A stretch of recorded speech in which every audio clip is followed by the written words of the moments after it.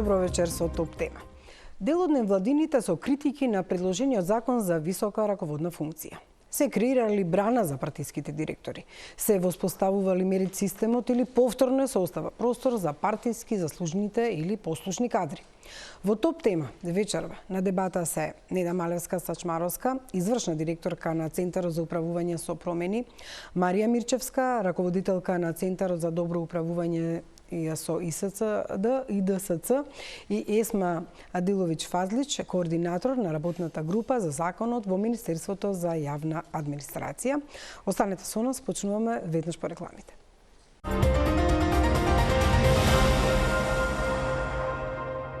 Како што веќе најави, во фокусот ни е законот за високата раководна служба во државната управа, измените кои што следуваат и несогласувањата на невладиниот сектор со предложените измени на овој закон. Добро вечер за моите гостинки вечерва кои ќе разговараат на оваа тема. Невладиниот сектор наспроти Министерството за администрација, да видиме што ново носи предлог законот и кои се забелешките. Имаше една јавна дебата на оваа тема, ќе уследи уште една во собранието. Меѓутоа, интересот на медиумите е голем, затоа што со години се обидуваме да се стави на тапет колку се директорите на државните институции кадарни за она што го извршуваат, каква е улогата на ВД директорите и дали овие нови измени, како што веќе и во најавата кажав, ќе ги извадат од функција партиските кадри и навистина ќе имаме професионална администрација. Со оглед на вашите забелешки, еве ќе почнам со вас како невладин сектор. Имавте забелешки на ова. Една од забелешките е она што е највисока можеби административна функција, тоа е државниот секретар во министерствата. Дали со овие измени тој ќе се професионализира или повторно по партиски клуч ќе се бира. Имам впечаток дека кај нас 3 функции се дадени за да може да се задоволат коалиционите партнери. Тоа е министер, заменик министер и државен секретар. И дали исто така со ова ќе се децентрализира државната раководна функција или повторно ќе остане централизирана? Мислам дека тоа беа и вашите главни забелешки во јавните расправи до сега. Да, че би сакала чисто за контекст да дадам мал контекст дека ние веќе речиси 10 на години разговараме оваа реформа. Ако не грешам, ова е третата верзија на законот која што имаме на ЕНЕР. Во стручните кругови проциркулира можеби уште една-две дополнителни, така да се чини бар дека кај граѓанскиот сектор има консензус дека ни е потребна можеби радикална реформа која што би придонела кон воспоставување на непартиска, професионална, стручно јадро во јавната администрација, јадро кое што управува. Така да, од тој аспект, јас сум среќна дека повторно законот за висока раководна служба е предмет на дискусија. Меѓутоа, да, точно е дека ние имавме неколку клучни забелешки околу моделот кој што е предложен во овој закон. Првата наша забелешка е од концепцијска, да речеме, природа и за нас е проблем тоа што повторно имаме чувство дека принципот на политичка зависност надвладува над принципот на институционален континуитет. Што подразбирам под ова? Сметаме дека со законот не се прави редефинирање на природата на овие позиции од политички да преминат кон административни, стручни и уште поважно не се прави редефинирање на односот на моќ помеѓу владата и овие високи раководни позиции. Зошто? Затоа што законот предвидува дека мандатот на државниот секретар е директно врзан со мандатот на владата, додека мандатот на директорите е во принцип 4 години, освен ако со материјалните закони не е предвидено измеѓу 2 и 5 години да трае мандатот, меѓутоа некако интенцијата ми е јасна дека повторно се врзува со мандатот на владата. Значи тоа во пракса значи дека вие си заминувате од позицијата кога власта ќе се смени, што е спротивно на принципот на континуитет, кој што ние би сакале да го видиме кај високата раководна служба, и вие сте таму затоа што таа влада вас ви избрала, не нужно затоа што сте таму по некој на основа на некој кариерен пат и развој кој што ве донел до таа висока позиција. Па така да некако заложбите кои што ги чувме и од министерот дека ние со ова решение имаме нов концепт кој што ќе го департизира, професионализира, ќе создаде континуитет во јавното управување. Ако не го адресираме овој принцип на политичка зависност, ние не ја остваруваме клучната амбиција. Ќе продолжиме понатаму со забелешките. Не е лесно сега вие наспроти невладиниот сектор сама можеби да ги браните сите ставови на министерството, меѓутоа министерот ги нарече забелешките на невладиниот сектор контрадикторни и неприфатливи, сметајќи дека со овој закон ќе се департизира администрацијата. Кои се главните аргументи наспроти ваквите ставови? Добро вечер, благодарам на прашањето. Ја поздравувам ваквата иницијатива од страна на граѓанскиот сектор, бидејќи на нас во администрацијата ни дава можност да го видиме и мислењето кое што доаѓа од страна на граѓанскиот сектор, го добивме преку ЕНАР, бидејќи законот беше објавен. Она што, читајќи го делот на коментарите, морам професионално на старт за гледачите да биде појасно, кога со овој закон првата критика е дека со овој закон не се препознава дека се професионализира јавната администрација. Токму овој закон не го регулира тоа. Професионализацијата на јавната администрација правивме со пакет на 3 закони кои што во јули 2025 се донесоа. Таму ги предвидуваме она што е јавна администрација. Јас овдека во интерес на гледачите да разграничам дека ние во законот за вработени во јавен сектор не се прави разлика во јавноста, некако доаѓаме до перцепција и тоа веројатно и министерот сакал да го укаже дека кога зборуваме за јавна администрација, ние имаме административни службеници кои што се делат на државни службеници, тоа се оние кои што работат во органите на државната управа, односно извршуваат државни функции. Јавната администрација е делот кој што работат во дејности здравство, образование, култура, кои што прават кои што работат административни работи, секретари, човечки ресурси и даватели на услуги, односно носители на јавната дејност. Тоа се доктори, професори, наставници. Овој закон тоа не го регулира. Првата забелешка која што доаѓа од страна на граѓанскиот сектор е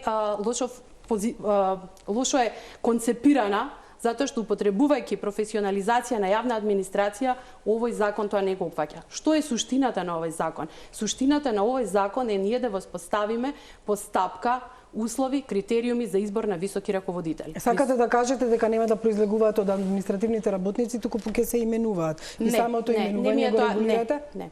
Значи идејата е да постојат критериуми, принципи, произ кои што на јавен транспарентен начин секој ќе може да се пријави за висок раководен службеник.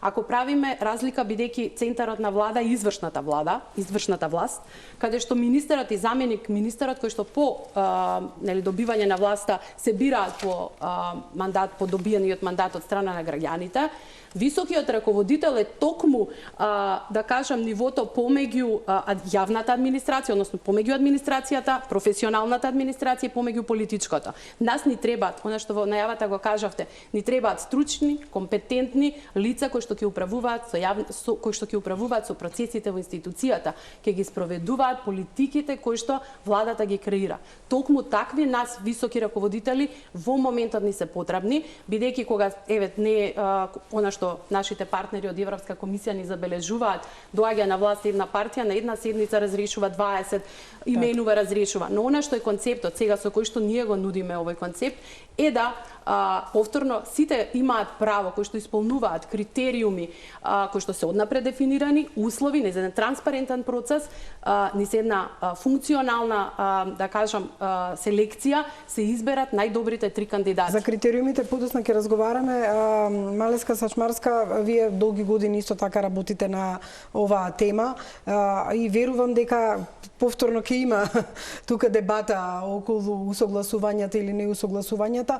Меѓутоа, кои се вашите главни критики? Затоа што ако гледаме вака како што објасни представничката на министерството, секој што е компетентен, ама не значи дека мора да произлезе од администрацијата која што можеби долги години работи на таа проблематика, може било кој да се... Може ли овој пат да почнам со позитивната нота, Добро, односно да речам на аспектите кои што сметам дека се исклучително важни, дека ова е еден чекор, можеби не толку голем колку што очекуваат граѓаните и граѓанскиот сектор пошироко да видим, меѓутоа мислам дека еден чекор понапред она што го имавме. До сега се знаеше дека отсуствуваа комплетно јасни и транспарентни критериуми во делот на избори и именување на лица на овие институции, органите на државна управа. Ќе се задржиме подоцна и на поширокиот контекст, меѓутоа до сега по пат на политички плен, политичките партии се договара кој кому кој ресор ќе му припадне и ако ги погледнете, а ние го направивме овој дел од истражувањето претходно, да ги видиме сите закони кои што ги регулираат досега избраните именуваните лица, во законите се пропишани само минимум услови за да добиете една ваква позиција, но не критериуми, не транспарентна и фер постапка, не конкурентна постапка,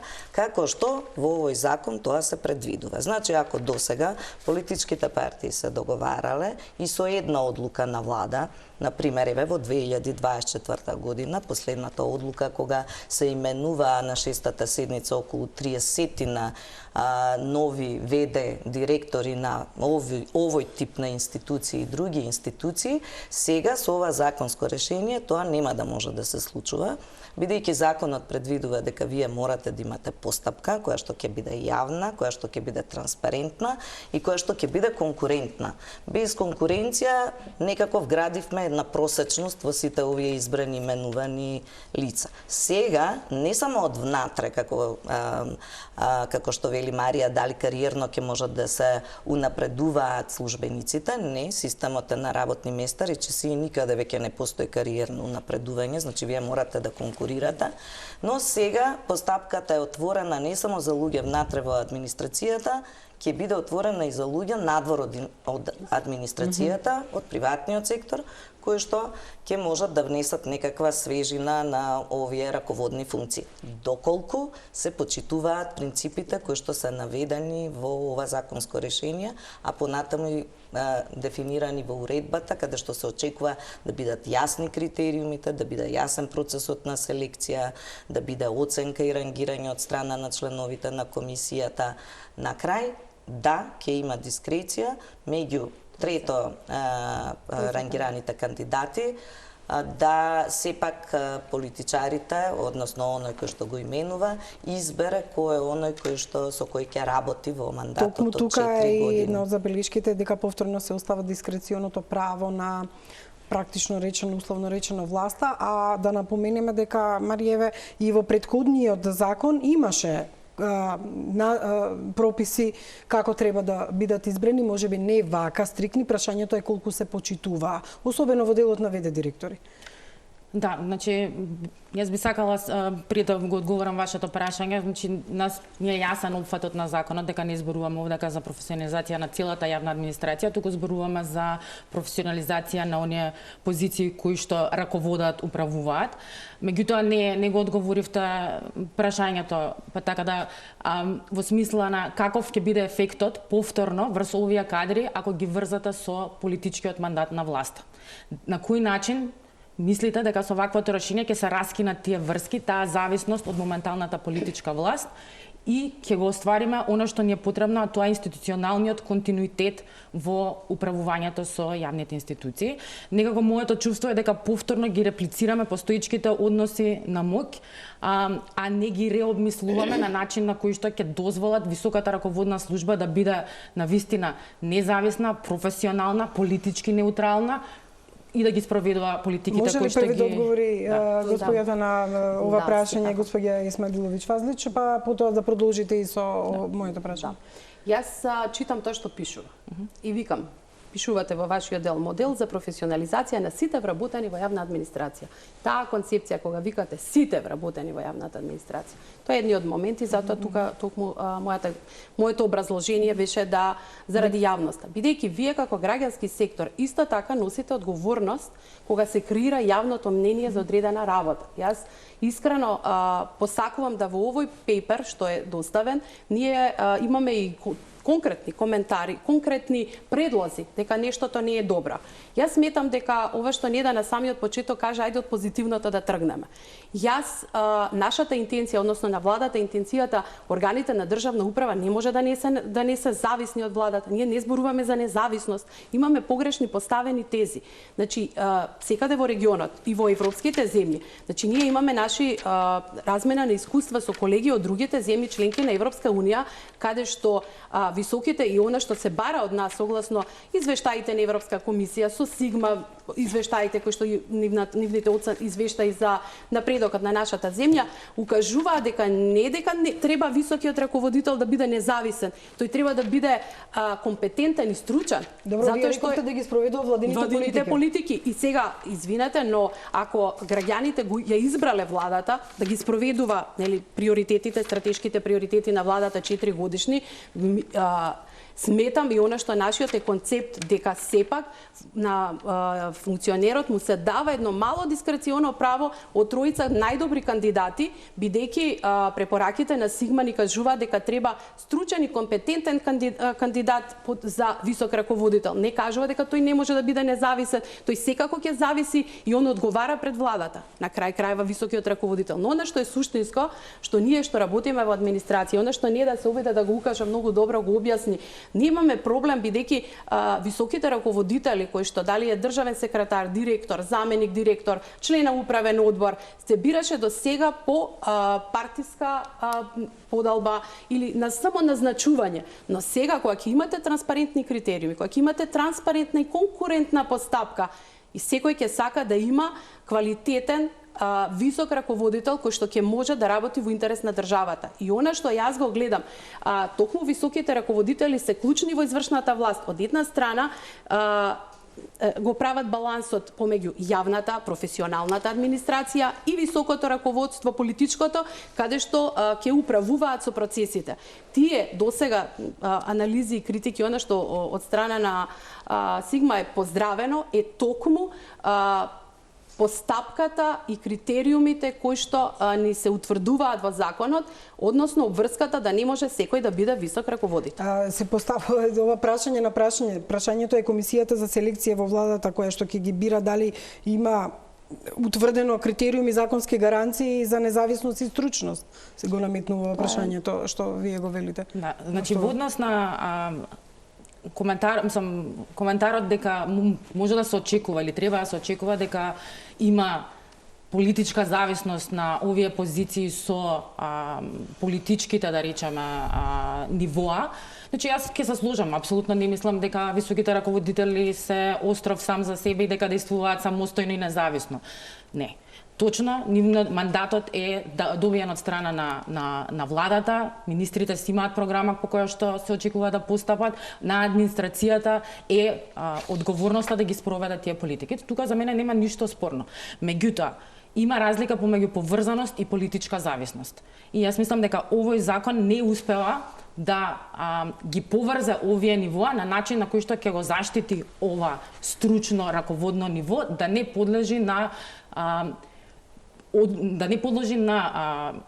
владата, која што е во моментот, и доколку сака да може да го промени или со смена на власта да се смени и таа позиција, иако можеби човекот, мислам, стручно си ја обавува работата. Така да, коментарот овде кај ми е дека самото тоа што се врзува мандатот креира политичка зависност. Наспроти тоа, ние треба да креираме континуитет во овие позиции, затоа што и вие сама знаете. 6 министри сменивме во Министерството за јавна администрација додека подготвуваме оваа реформа.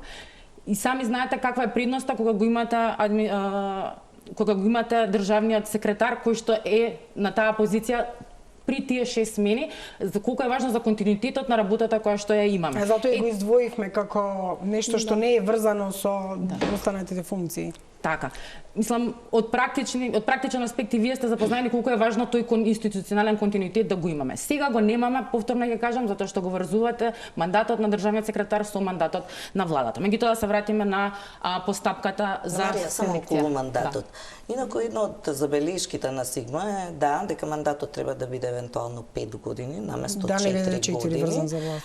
Меѓутоа, не само заради блискоста со политиката да се демонстрира дека тука се подвоени функциите, туку да се обезбеди континуитет на процесите, на трансферот, кога имате од една власт во друга, да се обезбеди некаков континуитет на процесите, особено бидејќи тие функции носат не одговорност само, туку носат и многу административни обврски. Така да, една од забелишките таа, но имате, например, земја како Белгија, каде што овие високи раководни функции обавуваат мандат од 3 години со можност за продолжување на мандатот. Значи имате варијации, имате кои што се 4 години. Кај нас, бидејќи се разбира, ние сме земја кандидат, во минатото не демонстриравме дека можеме да направиме таа дистинкција меѓу тоа професионално и политичко ниво, дури завршивме и со статус на заробена држава, затоа и притисокот ми се чини кај нас толку голем да малку подолг е мандатот на тие. Да се разгледа на 5 години, можеби е најдобро на заради 5 години евентуално за да се обезбеди тој континуитет, но не е неминовно дека другите држави неминовно мандатот им е на 5 години. Во однос на комисијата, да, и наша грижа е во делот на комисијата дали ќе се обезбеди определена стручност, но еве само за една паралела на сите претходни верзии на законите. Имавме верзија на законот каде што комисијата се бираше во собрание. И во собрание власта, значи политичките партии од мнозинството делегираат 2 кандидати, од опозицијата 2 кандидати, нигде ги нема помалите политички партии, па имате представници на граѓански сектор, на универзитетите, кои што и на коморите, не знам дали на една друга комора, која комора, но не јасно дефинирано.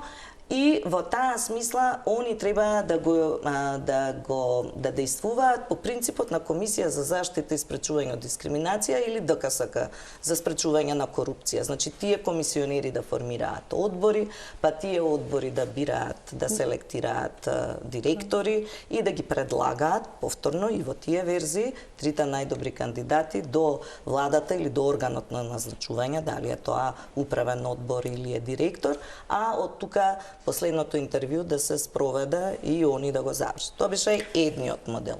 Вториот модел беше посебно тело во владата, значи не постојната комисија за изменување и дополнување, кое што ја формира председателот на владата. И тука како и во прво решение, каде што парламентот, по политичко тело, не знам, мислам представничко, ама секако на политичките партии, и во таа опција беше дека изборот треба да го направи на комисионерите председателот на владата, па во тоа тело да членуваат и стручни лица кои што ќе избираат или ќе има некаква јавност во целата таа постапка, и ова тело, па дури и посебна институција која што креира многу финансиски средства, која што создава трошоци.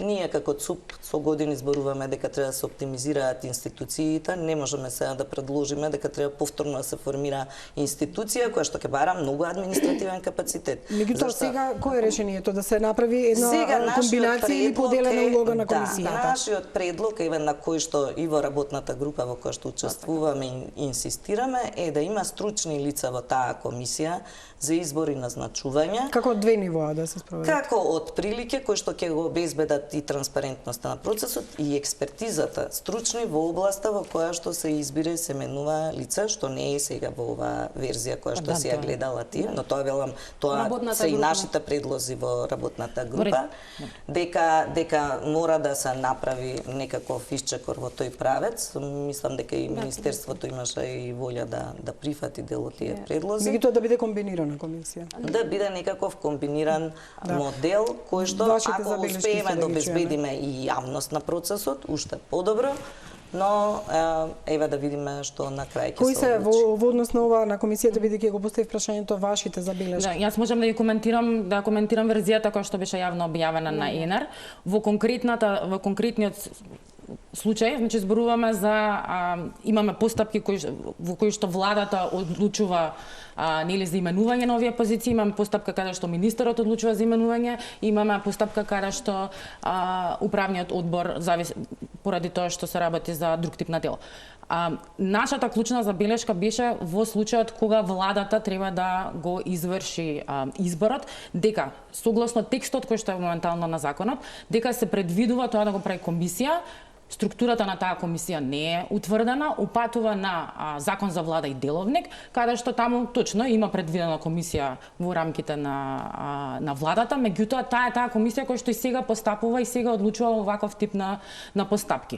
Така да нас не ни беше јасно зошто реплицираме постоечки модел, очекуваме дека ќе даде различен исход, значи при тоа не влијаеме врз составот на комисијата и дополнително тоа што ни е уште една да речам забелешка, ова и не да го начна, е тоа што во оваа верзија на законот, во оваа постапка која што се одвива пред владата, а и во министерствата, не е предвиден ниеден сегмент на надворешно учество, на надворешен надзор. Предходните верзии точно, значи зборувавме, имаше различни форми каде што различни типови на актери имаа право да учествуваат во некоја фаза на процесот. Сега процесот е комплетно централизиран во извршната власт, во владата, без при тоа да има никаков инструмент на надворешна контрола или учество во процесот на одлучување.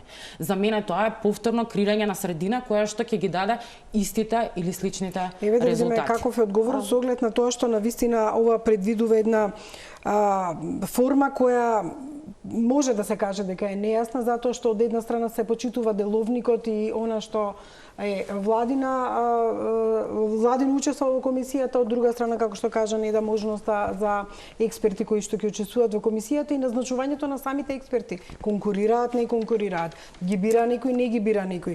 Од областа како ќе одредиме кој е квалификуван, кој не е квалификуван. Значи, навистина остава многу нејасно. Да, пред да почнеме да го работиме новиот драфт на веќе по дебатата спомнато беше дека имавме 2-3 верзии, веќе повеќе години работиме на изнаоѓање на најсоодветни решенија.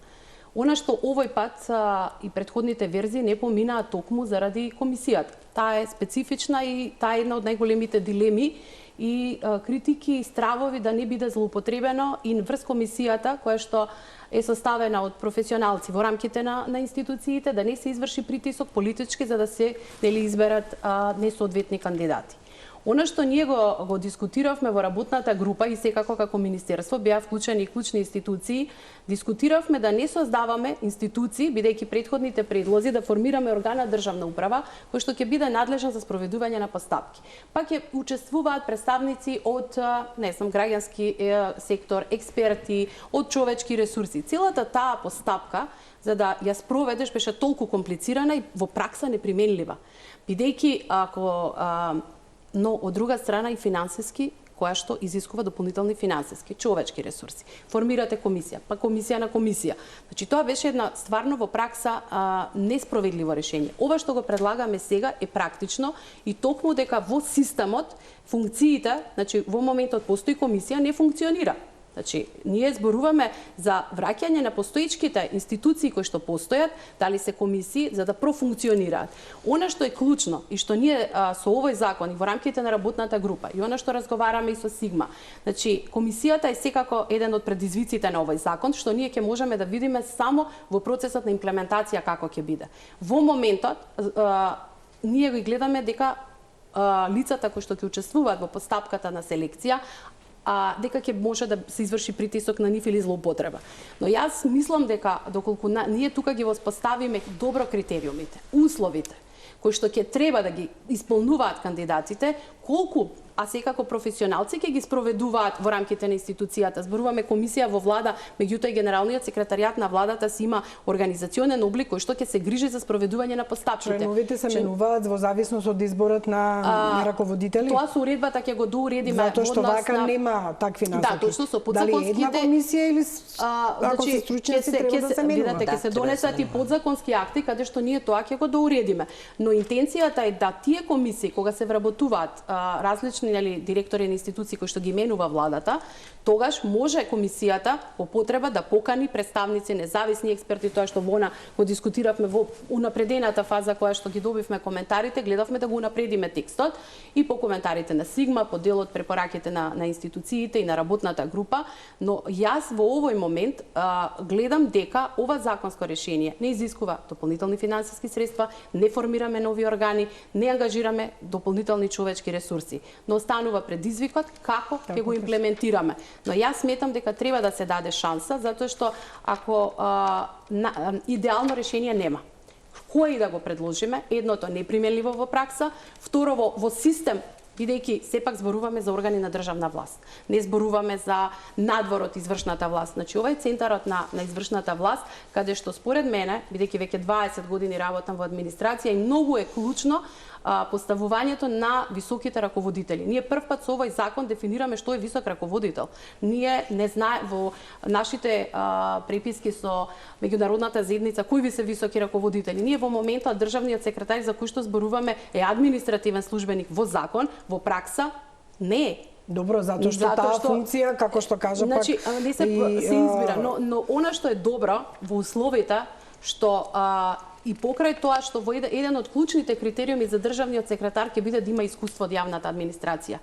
Работено во јавната администрација може да дојде од приватен сектор, меѓутоа мора да го има работното искуство. Јас тука го гледам континуитетот и поставувањето, исполнувањето на стандардите потребни, компетенции, критериуми за високите раководители кои што ќе помогнат за имплементација на процесите и сметам дека самиот закон сам по себе, бидејќи не е се уште во завршна фаза, ќе имаме уште една јавна дебата, мислам дека ја дава, добро ја поставува законската основа. Но она што нас ни е грижа и сите тука вечерва што зборуваме, каква ќе биде имплементацијата. Тоа е всушност и нашиот најголем проблем. Меѓутоа, имам прашање, господја Малевска Сашмаровска, станува збор за 49 директори и нивни заменици во државни институции, 19 државни секретари, членови во 13 управни одбори. И сега едно од забелешките е на, ако во регистарот за Министерството за администрација има заведено вкупно 1374 институции во јавниот сектор, критиката е дали ова премал број на опфат на еден добар, транспарентен, еве со сите пофалби да се измените на законот, се бира само еден мал дел од оние кои што се раководители и всушност сосема не се опфатени пак оние општинските институции, директори и слично, а кај нас многу е слоевито и на многу нивоја непрофесионализмот, ако станува збор за раководни функции. Апсолутно, и ниедно тело ми се чини какво и да го направиме, нема да произведе она што е нашата цел, да малку се раздвои тоа политичко од професионално ниво, доколку политичарите не го сменат своето поведение. Но да, опфатот е околу 100 работни позиции, значи на директори и заменици директори, дел се членови на управни одбори и трите фонда. Мал е опфатот. Ако мене ме прашате, да, мал е опфатот, меѓутоа зошто се одеше на вакво решение? Во минатите верзии на законот, значи најголем проблем според мене се јавните установи. Тоа се директорите на здравствените институции, директорите на центрите за социјална работа, училиштата, ако сакате, значи најголем број институции во државата се јавни установи од областа на здравство, образование, економија и така натаму што се има. Значи, овие јавни установи се најпроблематични, тие мора да се решаваат во посебните закони. И целата дискусија ни беше со Министерството, добро, мал е опфатот, ама дајте ова нека биде некаков позитивен пример, па да се оди после да се иницираат измените во посебните закони, во Закон за здравствена заштита, каде што ќе се регулира начинот, исто постапката. Значи, нема постапка. Еве, ако отворите било кој закон, јавни предпријатија, здравствена заштита, Закон за социјална заштита, вас не ви е уредена постапката како го избирате човекот. Ќе се јавиме јас и Марија на конкурс и двете ги исполнуваме условите. Имаме образование, знаеме англиски јазик и не знам и така натаму.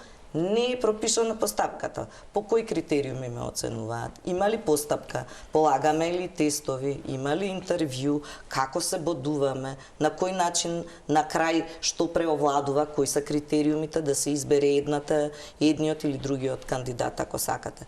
Кај за мене тоа е најголемиот проблем. Така не можете ни да обжалите постапката, пошто нема постапка, нема ни образложение на крајот на одлуката зошто токму тој кандидат сте го избрали. Еве ако сакате, па дури не само за овие јавни установи, народниот правобранител на тој начин го избравме пред известно време. Дали Мирчевска сметате дека требаше со овој закон да се направи поголем опфат или како што кажа ни да биде само пример, затоа што кај нас пак имам чувство дека примерите не секогаш позитивно завршува затоа што не сакаат да се применуваат и тоа е забелешка исто така дали ќе може да се примени. Дозволете ми да се коригирам. Никако пример, заради тоа што многу е разнолики се постапките, функционирањето во јавниот сектор. Како ќе изберете со еден закон доктор, мислам, која комисија ќе избере доктор? Ме разбирате, која комисија ќе избере, не знам, социјален директор, социјален работник? Каква таа комисија треба да биде една единствена? Централните институции и општинските институции. Тука ми е мене интенцијата во изборот на раководители. Комунални предпријатија имаме многу. Имаме добар закон, имаме закон за јавни предпријатија. Там мора да се регулира изборот и селекцијата на јавните предпријатија. Граѓаните ги трпат последиците од недоброто раководење на сите нивоа. Ве разбирам, ама тоа е заради тоа што нема политичка волја да се регулираат овие прашања, кои што и такако лесно може да се регулираат, ако ние по скратена постапка во собрание имаме толку закони, не разбирам сите овие години наназад зошто не се седна, не се усогласат законите, се постават силни критериуми во процесот на селекција со или без дискреција, особено за овие функции, и на крај да се донесат тие закони и еве да почнат да се применуваат. Ние некако ги држиме under the loop или се вика надвор од сите политички фактори да бидат поле. задоволени. Каква е вашата забелешка? Значи, мојот став е дека затоа што избрано е да се централизира процесот на одлучување во владата повторно, природно е да не можете да вклучите и дел од другите типови на институции, како независни, да речеме, и регулаторни тела, или па дури во делот на, да речеме, локалната самоуправа, не можете да апфатите исто со ваков тип на решение и некако природно е дека треба ги исклучите од дофатот на законот, доколку имало интерес, може да се предвидат различни постапки соодветно на статусот на овие тела и да бидат дел од законот. Значи да имате посебна постапка која пропишува на локално ниво како ги спроведувате изборот на високи раководители или во независни регулаторни тела основани од собранието. Значи вие сте можеле да пропишете различни постапки согласно статусот на телото. Меѓутоа очигледно е дека е избран овој пристап, а тоа е да се фокусираме на телата во рамките на извршната власт. И за мене тоа е во ред, не е проблематично само по себе, доколку сте биле поамбициозни во моделот што сакате да го примените. Сметам, како што кажав и претходно, дека процедурите се во голема мера реплицирани, точките на МОК остануваат исти. Точно е дека се доуредува процедурата, нешто што сегашното законодавство така расцепкано можеби не го прави добро, меѓутоа генерално природата на позицијата останува иста, процесите на одлучување остануваат исти и моќта на одлучување останува иста. Така да јас не би очекувала драстично различни исходи доколку не промениме некои од решенијата кои што се вклучени сега во законот. Да, секако може да реплицирате. Еве, отприлика 5% од раководните функции се опфатени со овој. Чисто сакам да се надополнам на дискусијата дека интенцијата е дека во еден закон беше неспојиво и реално на што го зборуваме неприменливо да можеме да дефинираме различни постапки за различни високи раководители. Но за мене што е клучно е дека во центарот на извршната власт до сега имавме правен вакуум. Ние немавме законска процедура како да ги бираме. тоа беа без оглас, без транспарентност, без постапка. Значи, вие во центарот на владата за прв пат поставувате критериуми, стандарди за избор на високи раководители. Извинете што ќе ве прекинам. Сега ќе има транспарентност на објавата на огласите, зашто се случуваше и да не знаеме дека има оглас. Точно, токму тоа е една од клучните и новини во законот, дека мора да се објави јавен оглас за пополнување на висок раководител. Така да јавноста ќе биде мотивирана да секој кој што смета дека ги исполнува критериумите, бидејќи критериумите ќе бидат објавени во јавниот оглас како дел од јавниот оглас, каде што секој кој што е заинтересиран ќе може да се пријави и секако да учествува во процесот на селекција доколку ги исполнува критериумите. Она што беше во однос на материјалните закони, во однос на здравство, образование, култура, не дека нема, некаде имаме процедури, законски процедури, меѓутоа до која мера се имплементираат. Тоа е проблематичното, но ние сакаме овој закон не да биде пример, туку ќе биде основа каде што се утврдуваат критериуми и сега веќе здравство, образование, сите институции веќе работат на материјалните закони и те како се заинтересирани оваа постапка која што сме ја предвиделе ние да ја пресликаат во нивните закони, но секако ќе мора дополнителни критериуми бидејќи секоја институција е специфична сама по себе. Едно од прашањето што значи усно тестирање, колку е тоа релевантно и субјективно, затоа што ако кај нас постои недоверба во институциите, затоа и овие прашања околу комисиите и околу ова што кажете вие кој ќе го врши надзорот и на таа комисија. Тука е исто така едно од работите ќе ти каже утре комисијата, ама во устното тестирање тоа беше најдобар. Од кај да знаеме дека бил најдобар? Има, значи, она што ние се уште нема подзаконски акти, законот токму тоа ќе го операционализира. Комисијата која што ќе одлучува и ќе се бодираат критериумите, ќе се има и образложение. Тоа образложение после тоа би требало да биде јавно достапно. Преку информација од јавен карактер ќе треба да се достави, значи да се знае како кандидатот бил оценуван, како врз основа на кои критериуми, бидејќи се уште го немаме бодирањето, тоа секако ќе биде дел од подзаконските акти, каде што во таа афери транспарентна постапка ќе се знае и ќе се прави извештај од самата спроведена постапка, образложение, зошто сме дале толку бода исполнува. На крај ќе има доказ, бидејќи за секој од критериумите мора да приложи доказ. Така да ќе видите веројатноста дека може субјективноста во постапката ќе биде сведена на минимум, бидејќи ќе се спроведуваат професионалци во рамките на институциите.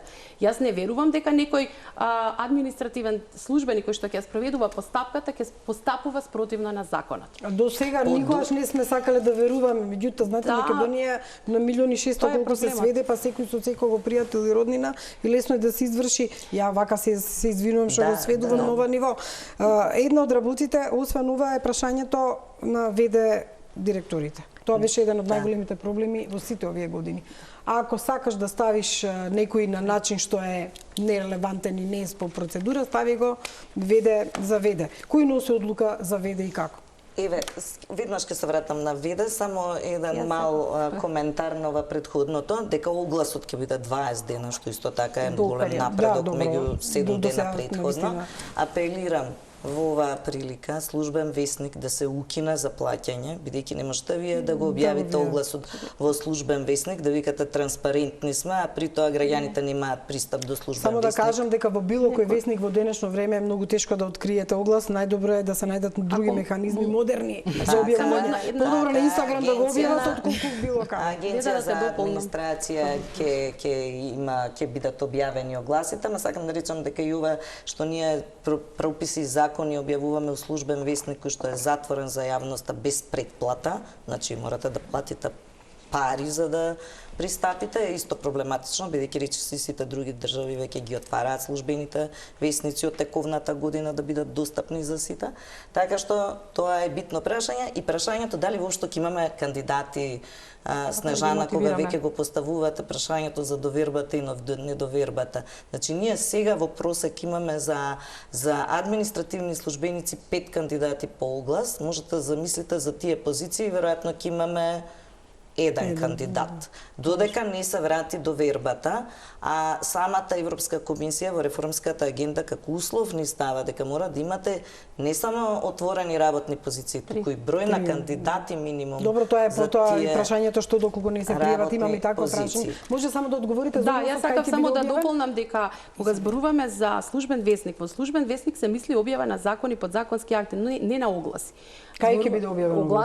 Огласите ќе бидат објавени на на веб страната на Агенција за администрација, она што го и на институцијата исто така која што ќе ја спроведува постапката, но она што е клучно прашање кое што ние во министерството во изминатите и претходно како Министерство за информатичко општество и администрација имаме предложено во повеќе закони, не само во овој, објавување на огласите во најмалку два Добро, дневни тоа е весници. Редовна постапка, но тоа чини многу пари. Она што го дискутиравме во работната група, ако ние веќе за всемањето на делот од страницата на весникот, на дневниот весник, ќе треба да ги ставиме и условите, и критериумите. Се завзема поголема страна, тоа кошта финансиски средства. Нашиот предлог беше да не се објавуваат од таа причина, бидејќи на институциите им е дополнителен товар, бидејќи сега електронски сите имаме пристап, но од друга страна државата сака на некој начин и да ги одржи функционирањето на дневните весници. Таа беше дилема и може да им плаќате и онлайн да го објават. Така да тоа беше дилемата во работната група која што дали да бидеме електронски да се објавува, дали се уште дневните весници. Дека дневните весници имаат и своји електронски изданија, да, може да биде и таму платено. Се плаќа, меѓутоа сумата е таа која што институцијата треба да се враќа на виде. На вистина е едно од најинтересните прашања оти во држава од независноста до сега. Ја смислам дека најмногу држава сме со најмногу ВД директори. И со најдолг мандат на директорите. А проблемот со ВД, едно истражување наше во 23-та покажа дека околу 40% од избраните именуваните лица, тие што ни одговорила околу 500 институции, беа со функција ВД. Значи, тоа е огромен процент. И мислам дека на тој начин и политичките партии ги држаа некако во заложништво директорите. Ако си добар, ако не си добар, ќе ти дадам отказ. Сега ја извршуваш позицијата ВД и така беше полесно да направат промена на тие позиции. Дури имавме и директори кои што тераа мандат од 4 години со ВД секој 6 месеци. Сега е неограничен институтот ВД, значи можете да само еднаш на позицијата да бидете ВД директор. Имавме голема дилема и полемика дали тој кој што е ВД назначен има право заради конфликт на интереси да аплицира понатаму на позицијата, бидејќи тој всушност треба да ја креира огласот, спецификацијата за работното место и така натаму, значи тоа беше дискусијата. Сега ВД-то ги има истите критериуми како директор, порано ВД се назначуваше и заради тоа што не ги исполнува условите, например, им немате високо образование, се бара и вие назначувате ВД и така ја терате постапката. Така да ова се да речам новините во законот. Да, исто мислам да се надоврзам и претходно. Значи нашиот став е дека и сегашните решенија законски кои што ги имаме за водење на овие постапки, доколку сте искрени и доколку имате добри намери, ви даваат основа вас да спроведете фер и непристрасна постапка за избор на овие кадри. Во однос на ВД-то, и сега во голем дел од законите имате ограничување на институтот ВД. Колку можете да го користите, во кои услови, повторно, свесно се злоупотребува од страна на државните институции. И сега велите во законот има до дефинирање на ситуациите кога можете да именувате вршител на должност. Една од основите е поради разрешување. Така и сега во голем број од случаите во суштина се пристапува кон разрешување на претходните и назначување на што биле од претходна влада тие назначени, затоа се разрешуваат. Значи сега повторно го имате тој основ во законот о законето како можност за да назначите ВД. Ако видите кои се по основите за разрешување, можеби ќе речете, меѓутоа стеснети се основите за разрешување, една од основите е ако покажува слаби резултати во работењето. Значи повторно има доста простор доколку власта сака да го злоупотреби овој инструмент, дека може тоа го направи, затоа што практично сте ги озакониле повторно истите тактики кои што биле дека мери системот ќе биде на повисоко ниво во однос на неговата функција, во однос на раководителот, не зборам само на ВД-то, туку и на директорот пред разрешување. Јас коментирам дали може да се злоупотреби повторно, јас сметам дека може доколку нема искрени намери од страна на власта да се придржува до редовните процедури кои што би требало да гарантираат квалитет во изборот. Така тука е парадоксот. Нели владата викаме сама си ги именува, па сега ако ги разреши, добро, ако не извршувале функции, не. Да. разрешите, меѓутоа се Може ли по злоупотребува. рекламите да дадете едно по-детално објаснување во однос на ведето, затоа што не сакам тоа да биде занемарено, затоа што навистина е многу битно прашање да се реши со овие законски измени за назначувањето или разрешувањето на ВД директорите веднаш по рекламите.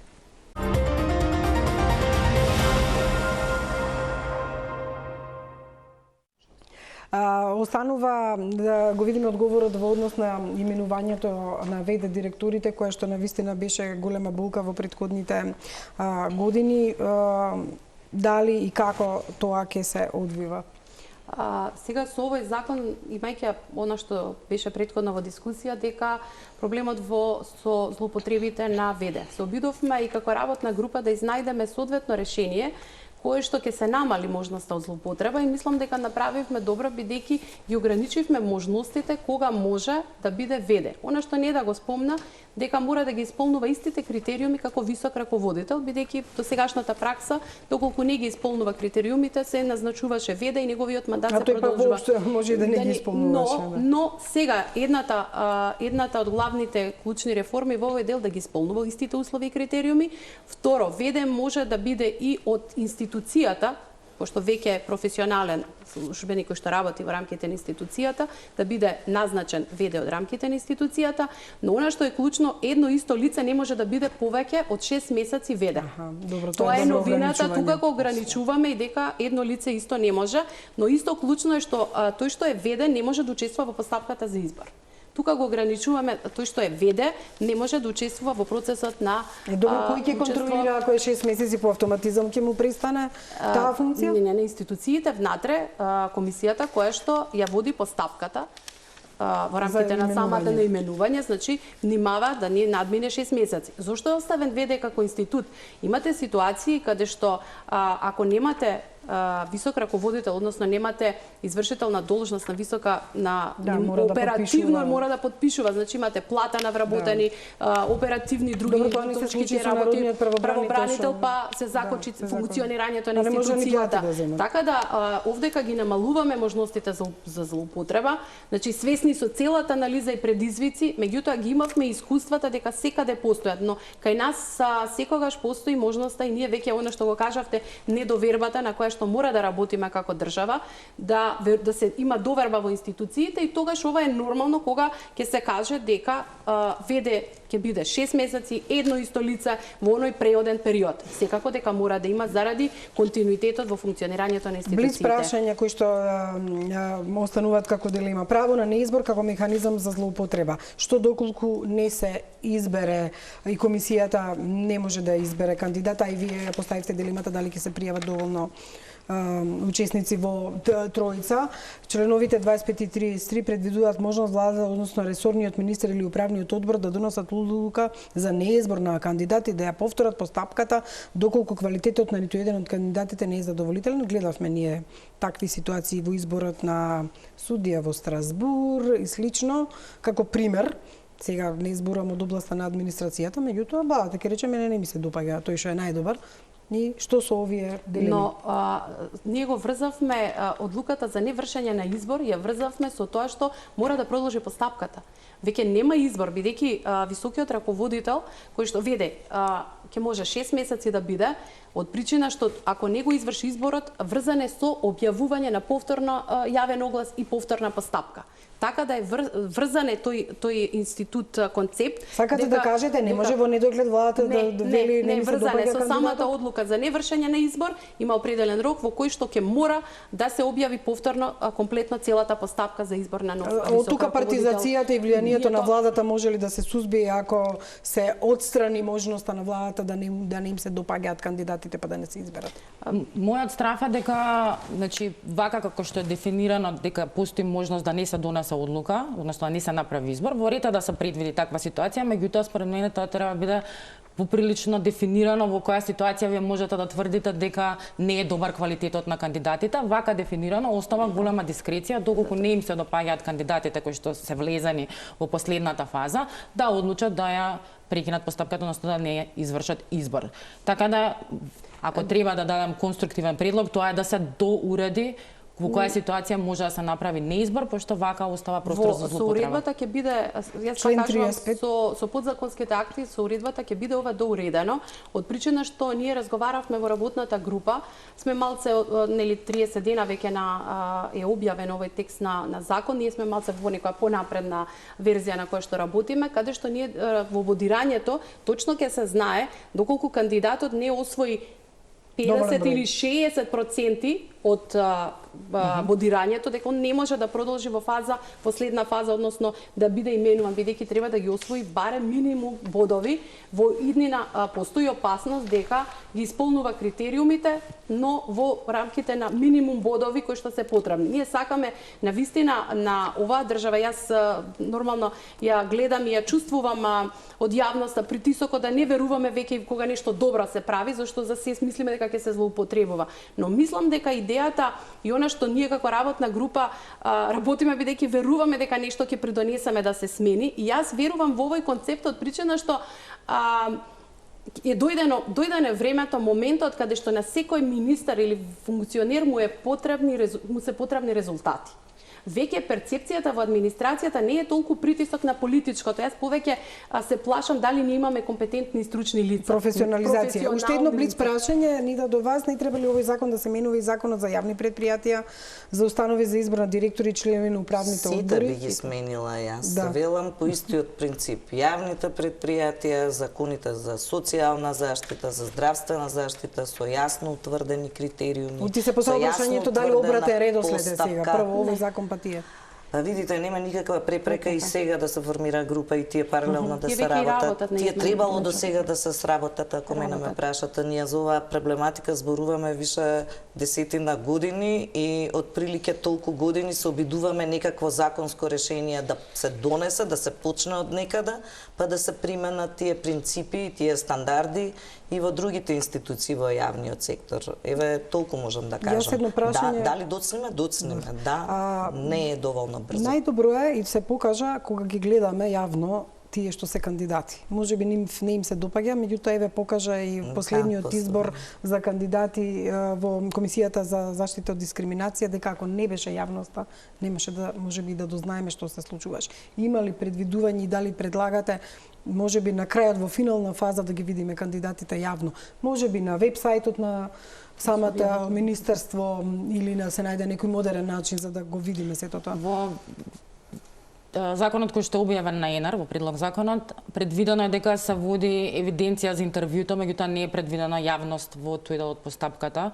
Апсолутно се согласувам со вас дека имаме позитивни искуства каде што јавноста на процесот и учеството на актери како граѓанско општество, стручна јавност, дека во одредени ситуации влијаело врз исходот на изборот, односно кандидати кои што биле квалитетни, излегле на површина или кандидати кои што можеби не биле соодветни, се повлекле од процесот. Така да апсолутно ми недостасува јавност во ако се 49 директори, 13 управни одбори, бидејќи го споменавте последниот случај на Комисијата за заштита и спречување од дискриминација.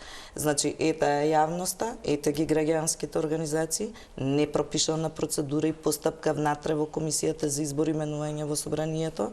Значи, пратениците не беа присутни ниту да ги сослушаат кандидатите до крај. Та добро, да не беше невладиниот сектор, ни прашања не може да има. Имаше на почеток прашања, но толку беше нефер постапката во однос на другите кандидати и кој го гарантира дека изборот се случил на најдобрите кандидати, простата еве, ги сослушав апсолутно сите кандидати. Добро, меѓутоа процедурата... Нема процедура. Да, тука е прашањето. Меѓутоа јавноста, на пример при изборот на... Но јавноста е битна. Да, затоа што не се преголем број, на 5% ако е од сите, значи не се преголем број, ќе издржиме да ги слушаме, верувам. Сега тројца веќе во предната визија на тројцата најдобри кандидати ќе бидат на интервју. Да, меѓутоа не мора се биде јавно објавено нешто од тоа? Па верувам дека одлуките кои што за избор на најдобриот што ќе се одбере, ќе биде одлуката објавена со образложение. Но јас сметам дека правото, и тоа го дискутиравме, дека од тројцата најдобри кандидати сепак тие ги исполнуваат критериумите и стандардите. Меѓутоа министерот или функционерот треба да работи со лицето. Така да некој ако имате да бирате меѓу тројца, секако при самата постапка на интервју и самите функционери ќе сакат да го одберат некој кој што според нив да работат, да му го проценат интегритетот, не знам, можеби во самата комуникација, перцепцијата, меѓутоа интегритетот е клучен збор. Колку министерот ќе го слуша раководителот, односно функционерот што ќе биде поставен? Оти тоа е големо прашање кај нас. Интегритетот не значи дека ќе може раководителот да наметне кај министерот подобро решение. Значи она што од пракса го зборувам, зашто е клучно за да не остане ова решение само на хартија, ние предвидуваме и обука и градење на капацитети во иднина на овие високи раководители. Значи мора да обезбедиме, како што за јавната администрација формиравме академија за обуки, континуирано мора да се промовираат овие законски решенија кои што се прават во центарот на извршната власт, па да ги превземат и во собрание што не да зборува. Ние во моментот немаме процедура. Јавноста ни е потребна. Така да сметам дека прв чекор, дали е за доцнато, може би на вистина доцниме, затоа што веќе зборуваме 7-8 години, имавме неколку верзии, сменето може 5-6 министри од кога зборуваме за овој концепт, меѓутоа, мислам дека сега имаме по-концизно, конкретно решение, систематично, во системот да остане, но предизвикот секако ќе биде имплементацијата, а јавноста ќе биде клучна и она што е потребата од страна на граѓанскиот сектор да го мониторира овој процес на имплементација. Токму тоа ми е прашањето, кои се главните аргументи сега за втората дебата, бидејќи има втора дебата на која што очигледно и ќе учествувате, за да можеме да некој заклучок да донесеме. Да, и па јавноста во процесот евентуално да се обезбеди стручни лица, мислам дека е тоа веќе прифатено да учествуваат во комисијата, но уште една работа која што мислам дека е важна во овој однос, во оваа констелација вие велите министерот заедно со директорите, а тоа е дека сега во оваа верзија и со одредени измени на деловникот за работа, во принцип ќе мора да се знаат приоритетите и ќе мора да има некакви цели кои што тој раководител ќе треба да ги во програмата да ги испорача. Значи они на тоа јавно сослушување или на тоа интервју треба да ги презентираат целите и заеднички да ги договорат што е она што треба да се имплементира во мандатот, бидејќи ЕСМА спомена, многу е клучно сепак имате вие некакви резултати, да имате некакви постигнувања во тој процес, што ќе испорача тој орган на државна према граѓаните во крајна линија и во остварување на одредени цели кои што легитимно добиени на избори, било која влада дошла по одредена програма, треба да се испорача тоа што е ветано, во спротивно, нели, трошиме залудно ресурси. Така што во таа смисла ќе биде малку поголем и отчетот и таа комуникација на отчетност и обврската да се разгледуваат извештаите и тука е таа дискреција Марија која што ја забележуваат, а јас пак мислам дека е позитивна,